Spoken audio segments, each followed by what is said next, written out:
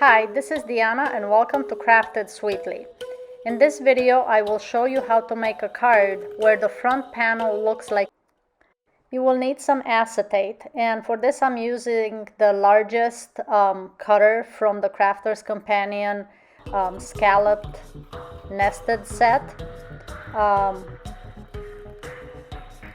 So with this you have different sizes you can use for different cards, but for the acetate portion I will use the largest cutter in the set.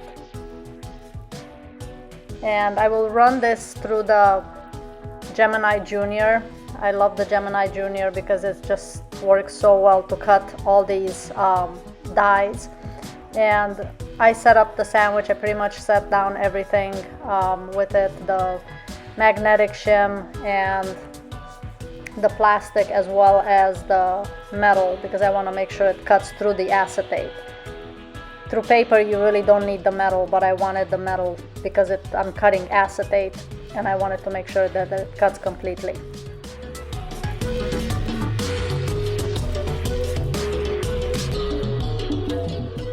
Now we will need to cut out the pattern paper that I will be using for the border. And sometimes I will cut out the paper using all the dies in the set, and I can use those for other projects. It just makes it, for future projects you have all these already done. So I set it down on the paper, and then I did use some tape to hold everything in place to make sure that it's even. Now we do need to use two pieces of paper back to back because the acetate will be sandwiched between these two pieces of paper. And in order to make sure that the borders are identical on the front and back, I cut them out at the same time.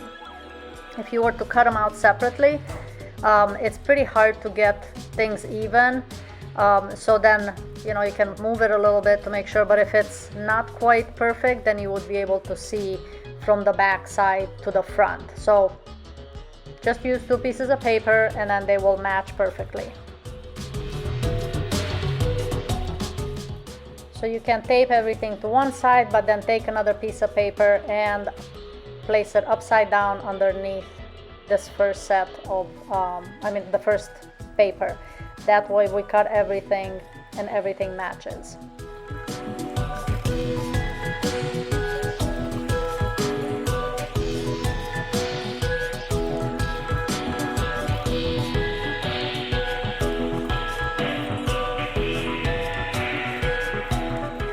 So now once you've run it through your die cutting machine, and again I'm using my Junior Gemini to cut all these, then I will keep all these together. I want to make sure that the various rings do not shift, so I know how to apply it. Now some of these you will not be using until future projects and it may not matter, but I want to make sure that that outer set stays in place because that's the one that I'm going to be using on this card.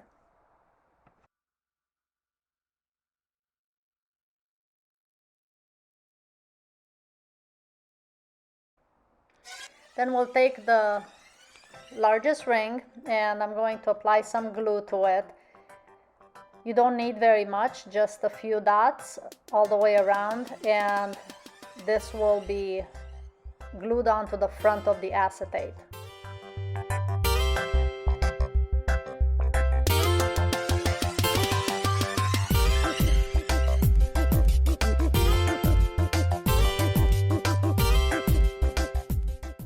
Once you glue the front panel on, then we do the same thing to the back. Now make sure you don't rotate this. You want to stick to the same position. That way if one edge of the border is slightly off, then it will still match. So again, make sure that the way you cut it out and they're matched up stays the same.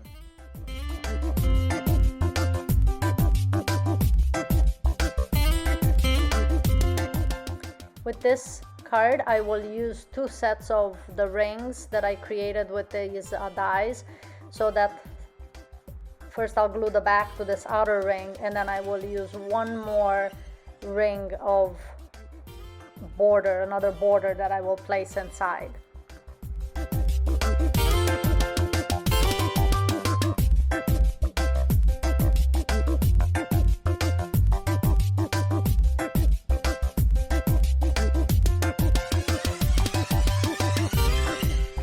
So as you can see, when you cut it out with the die cutting machine, it does press them together pretty hard. So one goes on top, the other goes on the bottom of this acetate.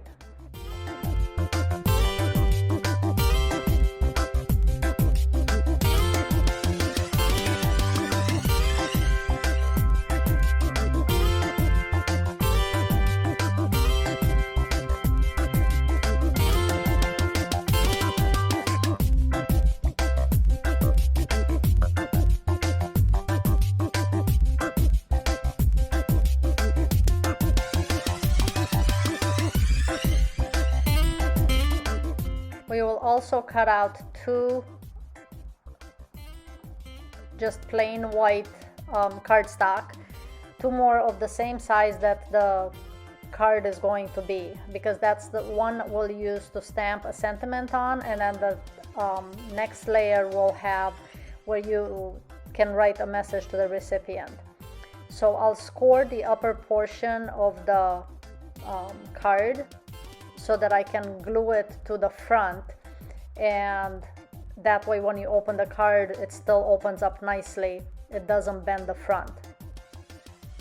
So just use a bone folder to kind of score it, and then we'll be gluing this, two of them together.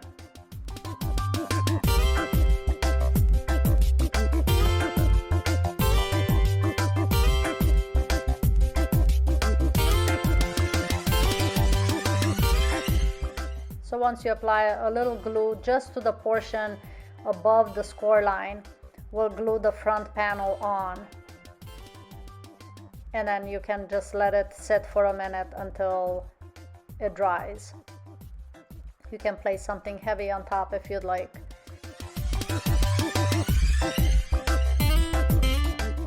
To finish the design on the front, I will use the Gina K Rose Bouquet Sentiment. And I will use just a clear block to apply the sentiment inside. I didn't apply it beforehand because I wanted to make sure it was centered nicely in the card once it was put together, but you can certainly do it beforehand if you're comfortable with adding a sentiment, and you can use a MISTI stamping tool if you'd like, but I'm just adding this right in the center.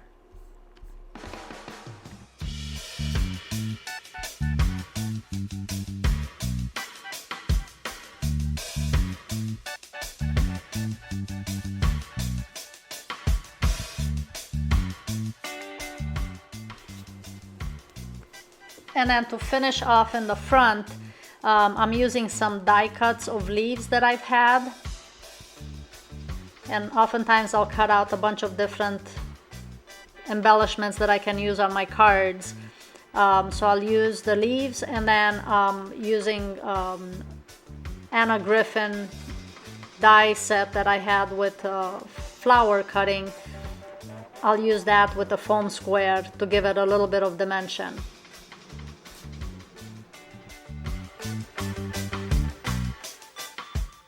And of course, every card can use a little bling. So I'm going to take a little gem and add it to the center of the flower. So as you can see, this pretty flower looks like it's floating with the clear see-through front. And then just the border as the accent. For this next card, I'm using the Crafter's Companion Torn Edges set. And same kind of process with this. We're gonna cut out the acetate using the largest ring, and then for the border I will use pattern paper that has some foiling on it. And again, we're using both two papers back to back to make sure that I can stick the inside, the other side of the acetate. Now with the torn edge, the die is a little trickier because you want to make sure that the little tears on the edge line up. So you just need to make a note of some place on the edge of the die cut if it's something pointier, that way you know how to line everything up.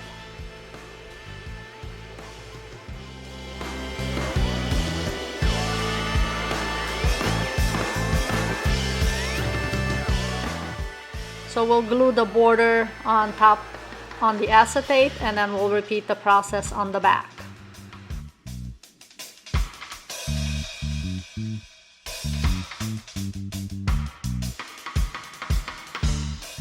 Once you glue these together, we have the front panel again. For this I will leave just the outer portion, and then we'll cut 2 pieces of white cardstock that again we'll use one to have as a backing, so that's what you see, and then in between is where you would write the message to the recipient.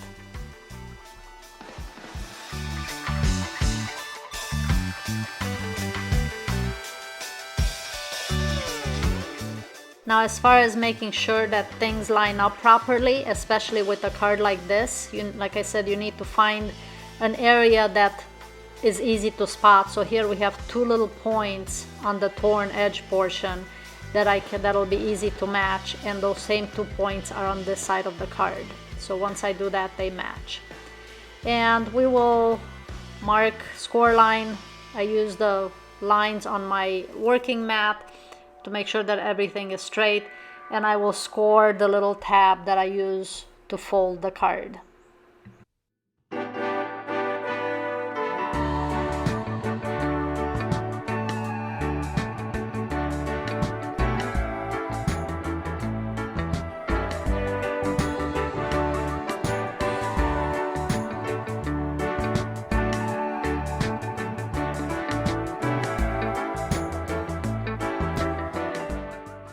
On the front of this, I'll use the Altenew mini balloon, and with this it's birthday wishes. With this, what makes it cool is that it almost looks like the balloon is floating. So this is a layered stamp, and one stamp you use to put the color down, and then the other stamp I will use to do the outline.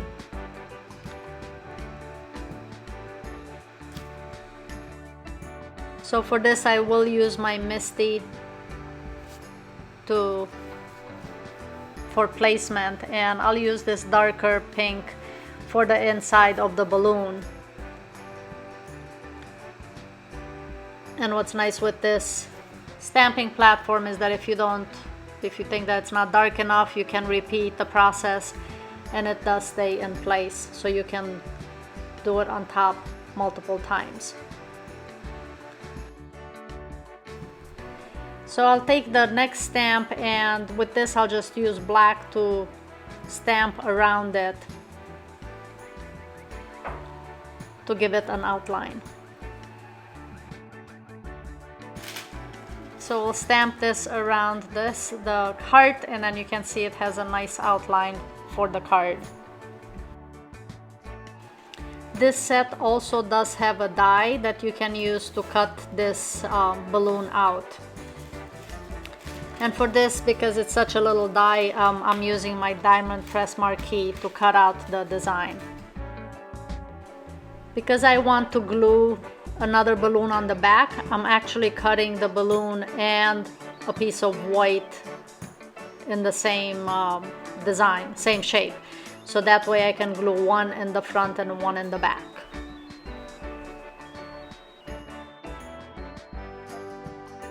So using the glue, I'll place the die cut in the front, glue it down, and then do the white portion of it on the inside of the card.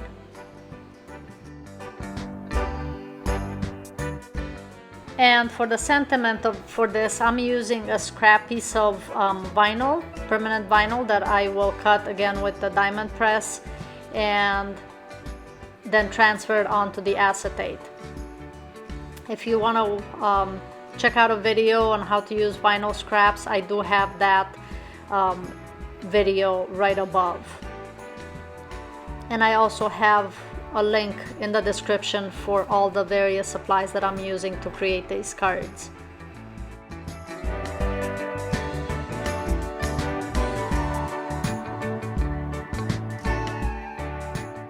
Remove the die cut vinyl out of the die itself, Once you have it out, now this vinyl piece would be really hard to apply if you take the backing off. So first we need to make sure it's flat, and then we'll use a transfer tape to get it onto the acetate. So we'll place the transfer tape on top of the vinyl, and then you can use a scraper or bone folder or something to make sure that the vinyl sticks to the transfer tape. And then we'll remove the backing off the vinyl. This will make it much easier to transfer such a detailed word as this onto the acetate.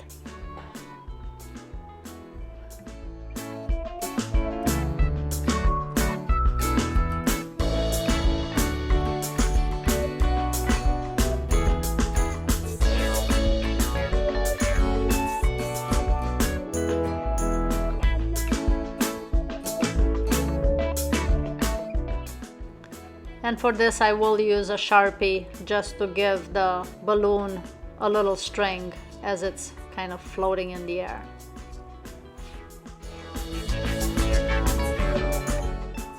So this is another fun card where the balloon is floating, as is the inscription, and then you can write your message in between the two white pieces of cardstock.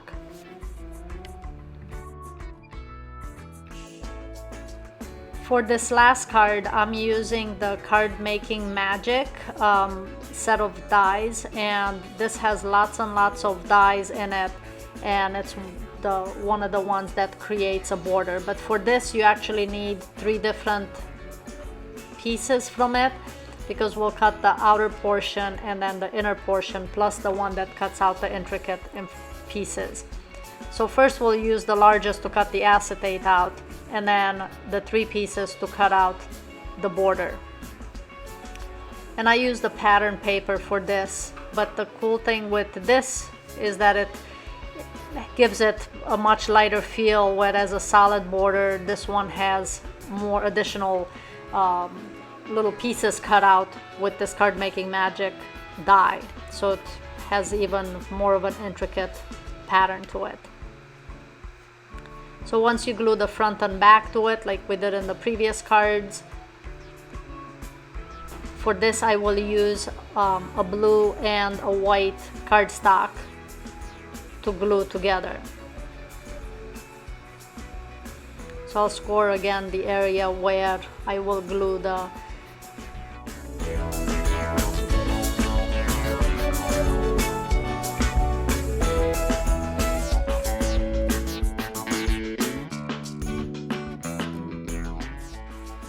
Now for this one, instead of using vinyl or a stamp to put a sentiment on, I'm using a rub-on transfer, and this will transfer directly onto the acetate.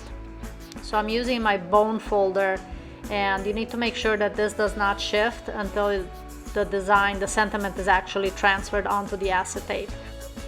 So either a bone folder or you can use a scraper, and you scrape on the sheet until the word itself transfers, and you can tell that it transferred from your sheet to the acetate or whatever you're working on once the letter becomes opaque. So initially it's going to be black, but then as you scrape on it, you can kind of see that it releases from the sheet itself.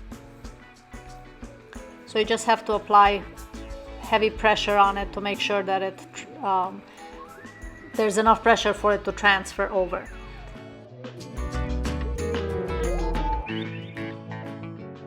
So you can kind of see this is lighter in color than up here where it's darker. So just keep doing it until it transfers.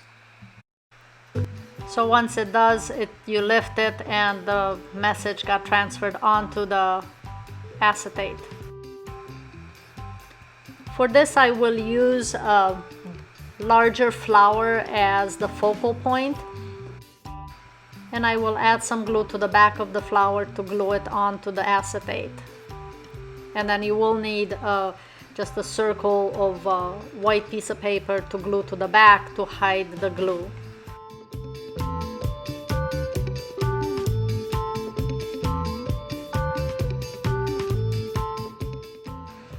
So again, with this card too, it looks like the flower is just sort of floating on the card itself, and then as is the inscription. And then with this too, you have a place to write your message to the recipient in between the two pieces of paper in the back. I hope you enjoyed this video. You can create some really unique cards using this floating image design on your cards. If you have any questions, please comment below. Please don't forget to subscribe and share. Thanks so much, and see you next time.